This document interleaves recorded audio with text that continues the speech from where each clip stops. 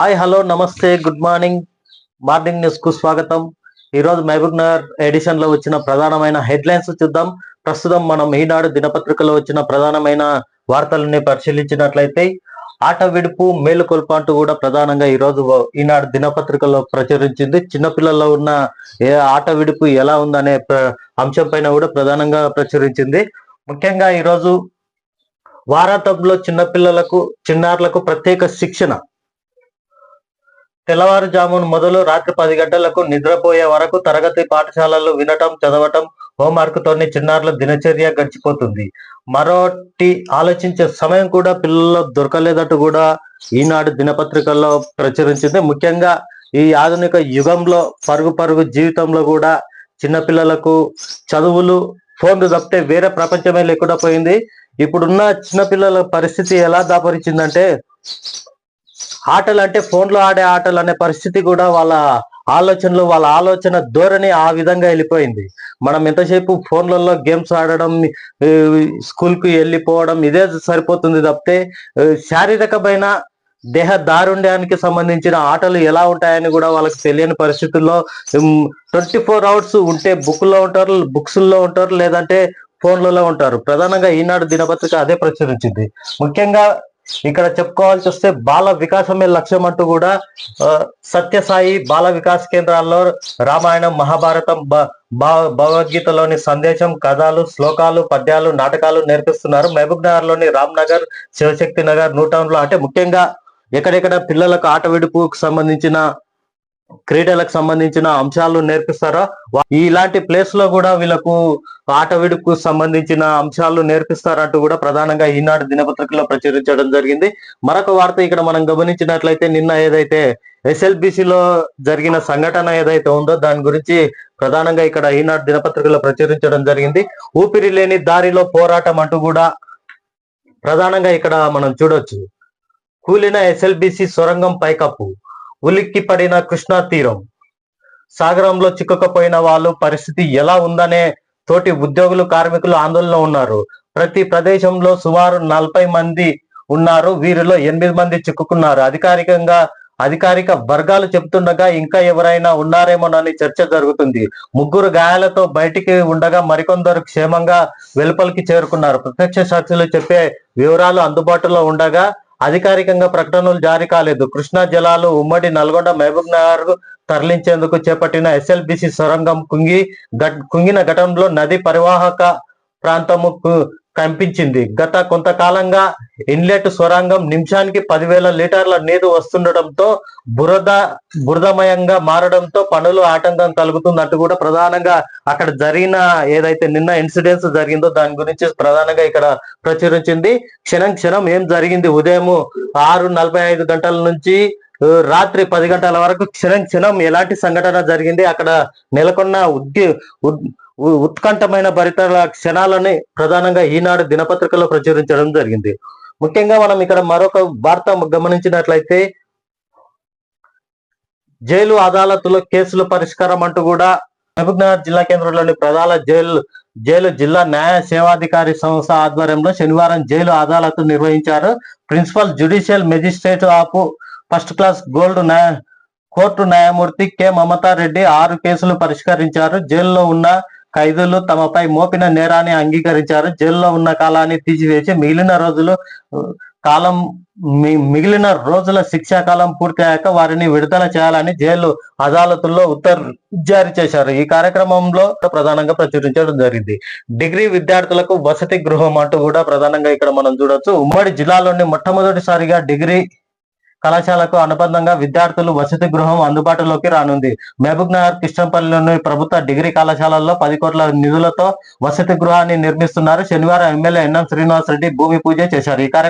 ఈ కళాశాలలో 4,000 మంది డిగ్రీ, పీజీ చదువుతుండగా ఇందులో 2,000కు పైగా విద్యార్థినులే ఉన్నారు.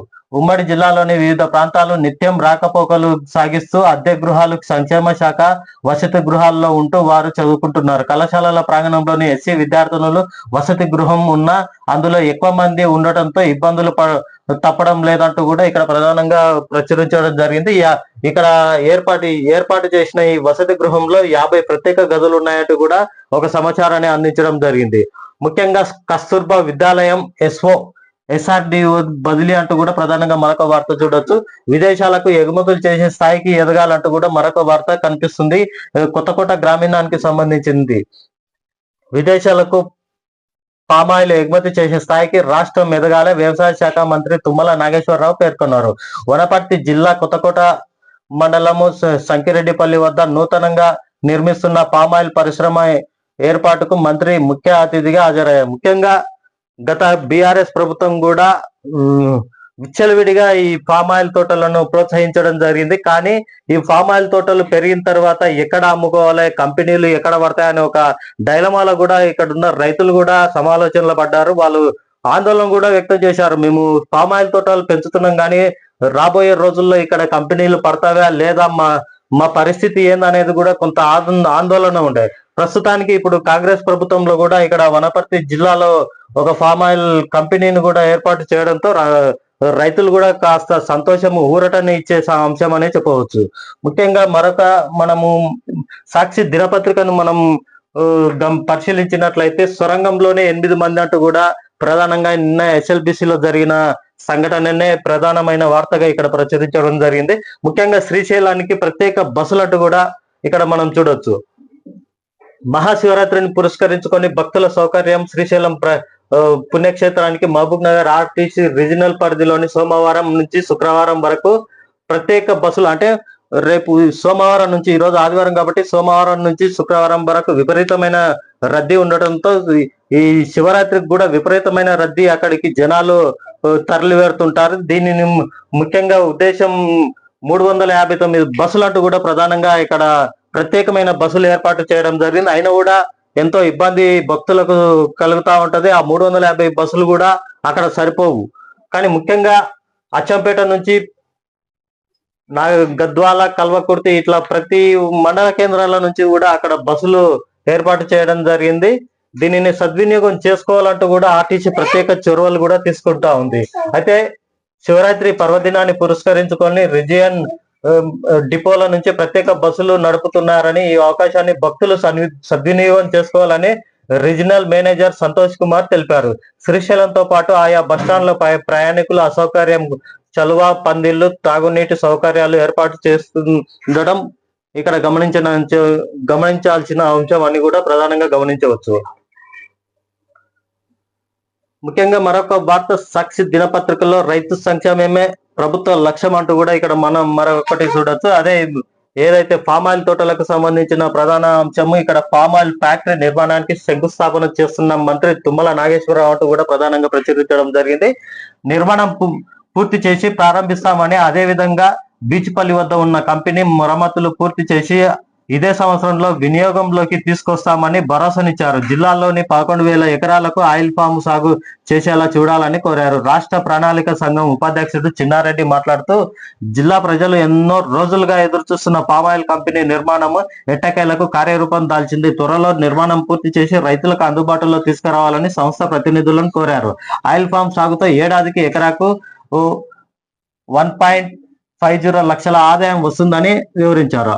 అంతకు ముందు పెద్దమందడి మండలం వెల్దూరులో ఆరోగ్య ఉప కేంద్రం భవనం, మోజర్లలోని గోదాముల సముదాయానికి రాష్ట్ర ఎక్సైజ్ పర్యాటక శాఖ మంత్రి జూపాలి కృష్ణారావు కలిసి శంకుస్థాపన చేశారంటూ కూడా ప్రధానంగా వార్త ప్రచురించింది. మరొక వార్త ఇక్కడ మనం గమనించినట్లయితే మహిళా సంఘాల బలోపేతానికి చర్యలంటూ కూడా ప్రధానంగా చూడవచ్చు. జిల్లాల్లో మహిళా సంఘాలను బలోపేతం చేయడానికి కావాల్సిన అన్ని చర్యలు చేపట్టాలని కలెక్టర్ విజయంతి అన్నారు. శనివారం కలెక్టరేట్లో మహిళా సంఘాల బలోపేతంపై CRPలతో సమీక్ష నిర్వహించారు. మహిళా సంఘాల పంచసూత్రాలు పాటించే విధంగా వారిని కావాల్సిన శిక్షణ కార్యక్రమాలు ఏర్పాటు చేయడానికి అవసరమైన ప్రణాళికలు రూపొందించాలని, సంఘాలు బలోపేతం కోసం సెర్చ్ టీంలు, అదేవిధంగా 68 CRP టీంలు ఏర్పాటు చేసి ఒక్కో టీంతో 3 మహిళా సంఘాల సభ్యులను ఏర్పాటు చేసి సంఘాల నిర్వహణ, ఆర్థిక సాధికారత, స్వావలంబన దిశగా కావాల్సిన నైపుణ్యం పెంచుకోవడానికి CRPలను ద్వారా శిక్షణ ఇస్తున్నట్లు తెలిపారు. జిల్లాలో మొదటి విడత కింద 5 మండలాల్లోని 20 గ్రామాల్లో 10 టీంలు కార్యక్రమాలు చేపట్టడం జరుగుతుందంటూ కూడా ప్రధానంగా ఇక్కడ మనం గమనించవచ్చు. మహిళా సంఘాల బలోపేతానికి ఇది కృషి చేస్తున్నట్టు కూడా ఈ టీంలను ప్రకటించడం జరిగింది. ఆశావాలు జేబులకు చిల్లు అంటూ కూడా ప్రధానంగా ఇక్కడ మనం చూడొచ్చు. పల్లెపూరులో జాబంతో కలవరపాటు అంటే ఏదైతే గ్రామీణ స్థానిక సంస్థల ఎన్నికల గురించి ఇది ప్రధానంగా కనిపిస్తా ఉంది. ఈ స్థానిక సంస్థలు ఏదైతే జాప్యం జరుగుతుందో ఈ జాప్యం వల్ల ఆశావాహులకు రేపు స్థానిక సంస్థల్లో పోటీ చేసే అభ్యర్థులకు విపరీతమైన ఖర్చు ఏర్పడుతున్నట్టు కూడా ఇక్కడ మనం గమనించవచ్చు. దసరా నుంచి సాగదీతతో ఆర్థికంగా నష్టము, నిత్యం దావతుల పేరుతో తడిసి మోపెడు. జిల్లాల్లో 423 గ్రామాల పంచాయతీలకు ఇదే పరిస్థితి ఉన్నట్టు కూడా చూడొచ్చు. ముఖ్యంగా గ్రామ పంచాయతీ ఎన్నికల పౌర ప్రక్రియ డైలీ సీరియల్ మాదిరిగా సాగుతూ వస్తుంది.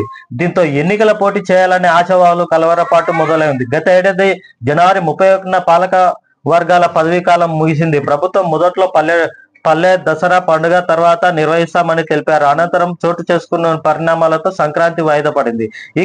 ఈ క్రమంలోనే అధికార యంత్రాంగం స్థానిక సంస్థ ఎన్నికలకు అన్ని ఏర్పాట్లు సైతం చేసింది. అయినా నేటికి ఎన్నికల షెడ్యూల్ విడుదల కాకపోవడం గమనార్హం. మరోపక్క ఓటర్లు ప్రసన్నం చేసుకునేందుకు ఆశావాహులు నానా తంటాలు పడుతున్నారు. నిత్యం దావతులు పేర్లతో ఖర్చు తడిచి మోపెడవుతుంది. జిల్లాలో మొత్తం 423 గ్రామ పంచాయతీలు ఉండగా అందులో సర్పంచి పదవికి పోటీ చేసే వారి సంఖ్య గణనీయంగానే ఉంది. అయితే గ్రూపు రాజకీయాలతో పరిశాన్ జిల్లాలోని 3 అసెంబ్లీ నియోజకవర్గాల్లోనే అధికార పార్టీకి చెందిన ఎమ్మెల్యేలు ఉన్నారు. దీంతో గ్రామాల్లో కాంగ్రెస్ పార్టీ తరఫున పోటీ చేసేందుకు పరుగులు పోటీ పడుతున్నారు. ఈ సంఖ్య కాస్త ఎక్కువగానే ఉండడంతో వర్గాలుగా విడిపోయి అదిగో ఇదిగో ఎన్నికలంటూ ప్రభుత్వం ప్రకటనలు గ్రామాల్లో వేడెక్కించిన వాతావరణం కనిపిస్తా ఉంది. ఇక నువ్వే సర్పంచ్ అంటూ కూడా గ్రామాల్లో ఆశావాళ్లకు పెద్ద ఎత్తున జనాలు కూడా వాళ్ళు చెప్తుండడంతో దావతుల పేర్లతో విపరీతమైన ఖర్చుతో తడిసి మోపెడవుతుందంటూ కూడా ఇక్కడ సాక్షి దినపత్రికల్లో ప్రచురించడం జరిగింది.